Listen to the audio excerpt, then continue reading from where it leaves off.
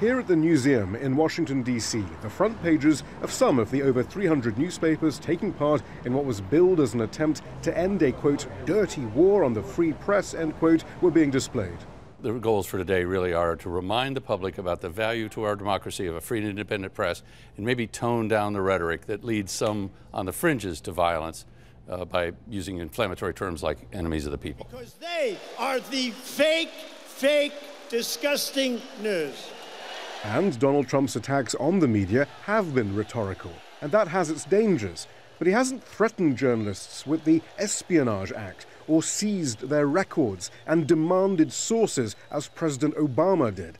Instead, Trump is playing on suspicions about the media. There has long been the charge that the mainstream media does reflect the views of the establishment and the elite and marginalizes those who question that elite.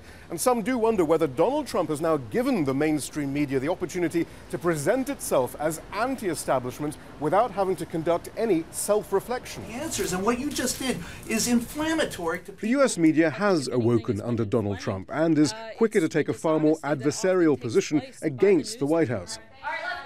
But has the age of Trump truly ushered in a new era of fearlessness for a fourth estate finally willing to speak for the people?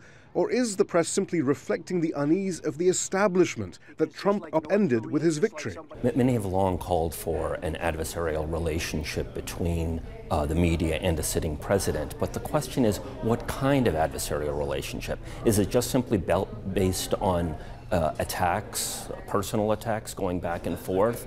That don't have substance, that don't actually improve people's lives, that don't highlight issues, but in effect inflate the personalities and egos of major celebrity media figures and people in the Trump administration. The polls show most Americans care far more about free healthcare or reversing economic inequality than the alleged Russian collusion that establishment voices blame for their loss in the last presidential election. Yet it's the latter that dominates the US media. And those that do take an adversarial stance to the establishment on social and economic issues remain as marginalized as ever.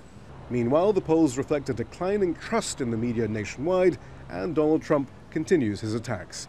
Shihab, Rattansi, Al Jazeera, Washington.